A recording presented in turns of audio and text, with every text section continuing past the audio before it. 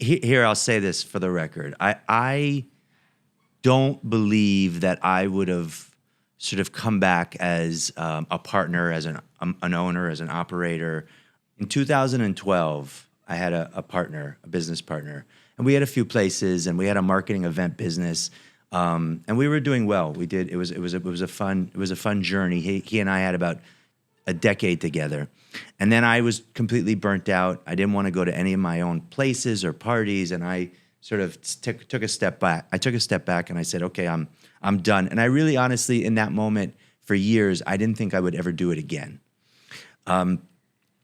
I did I got hired to do, fast forward after not working for a while, I got hired, someone asked me if I would help design a rooftop bar with like literally a few dollars was our budget, it was nothing. And I sort of looked at it as like a fun art project. So I took it on. And I think that moment sort of changed my way of thinking that there is a way to get back into the business where I'm not going 24 hours, 7 days a week, where I can have a life and I don't have to be as crazy as I once was. And I became friends with, I went to an opening of a hotel with some friends, and I was introduced to a guy by the name of Tim Petrillo. And Tim is based in Fort Lauderdale. And at the time, I didn't know much about his history. I didn't know anything about him. His publicist at this event introduced us, and he and I became friendly. I woke up, fast forward, it had been about 8 years where I had done anything in the nightlife business on my own, truly. And I woke up one day, and I said, maybe I should get back into the business. I texted Tim, and he wakes up very early. He's a machine. Wakes up super early. I wake up super early, and I texted him, and I said, if I want to open something in Miami, would you want to partner with me? And 5:30, 6 in the morning, he responds within seconds, yes.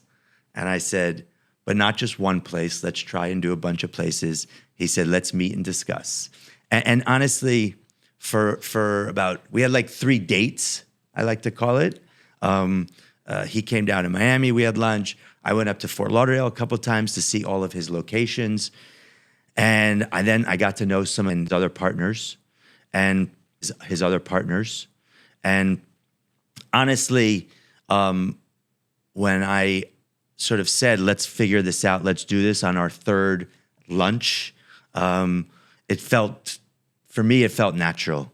And everybody, I believed right then and there that if we stay the course, we're going to go and do some big things together, because I felt like we complemented each other. You know, I have a way of doing things. They have a way of doing things. So I think it was just sort of like coming in the middle and figuring out how do we mesh the two worlds together? How do I fall into place into their system, basically, also? There was a whole machine going. They have, 9, 10 restaurants and bars in Fort Lauderdale and one in Tallahassee. So here I was coming in, who hadn't been in the business for a long time. In 8 years, nightlife changes drastically, 8.5 years.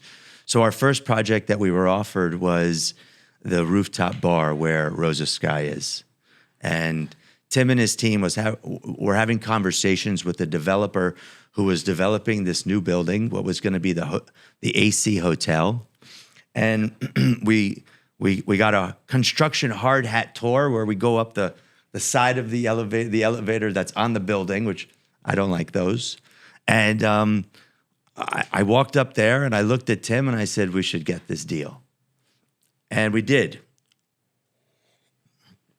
The stars were aligned because the guy that was the developer, who Tim was having conversations with, ended up being a guy that dated my sister 30 years ago.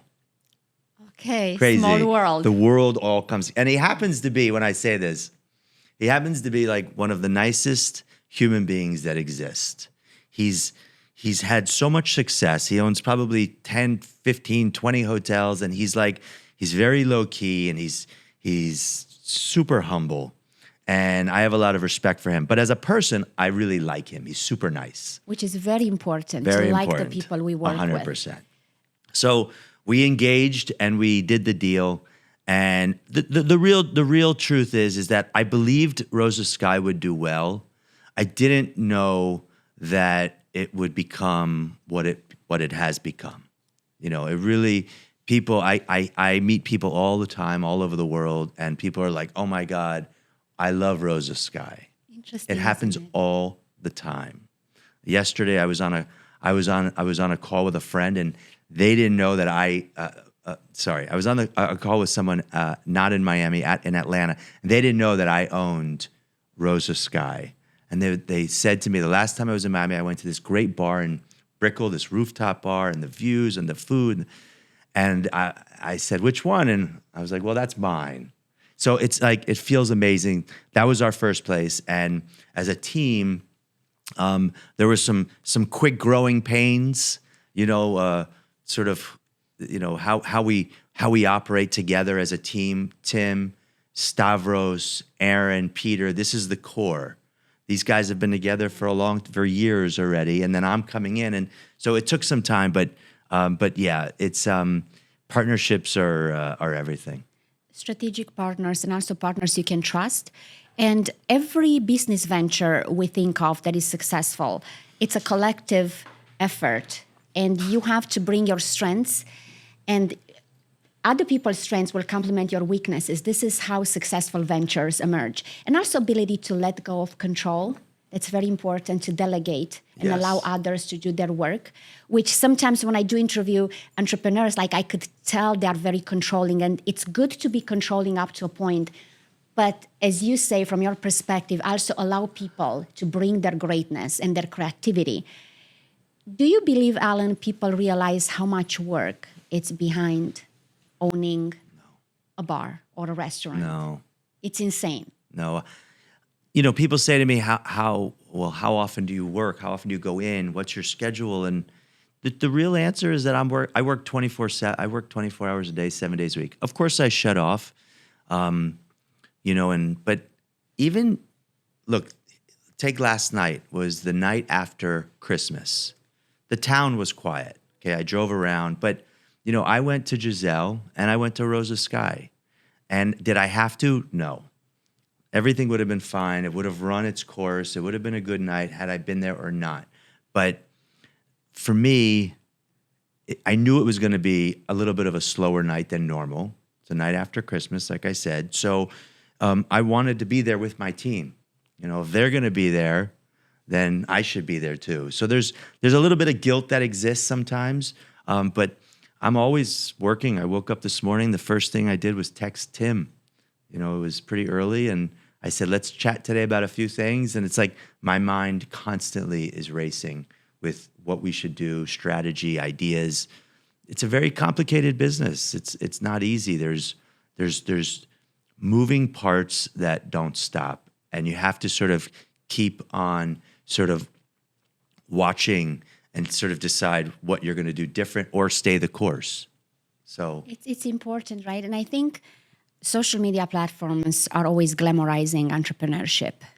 And we make it seem like it's just so fantastic to be able to work for yourself. Of course, your passion drives your work ethic. But the reality is that, as Elon Musk said it, in my mind, there's a storm.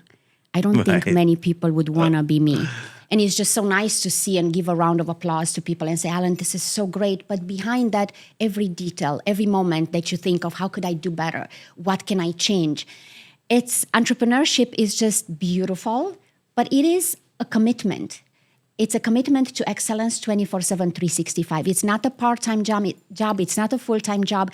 It's just commitment to excellence. Right. And I'm happy that you actually shared all these thoughts, because somebody needs to get out there and educate consumers on what it entails to build something magnificent. What's behind all that? I could give a whole list. Look, if you look at both Giselle and Rosa Sky, we have two general managers who, at Rosa, it's a woman that I hired who honestly was about to leave to go home back to Montreal and met with her a bunch of times, and I understood her background, and the team liked her, and we gave her a chance, and she has excelled, and I trust her, you know, and I had to. I look at these. I don't have children, so I look at these places as my children, and I had to sort of take a step back and give her, after about 12 months of her in charge, I had to like take a step back and really like let her run the show.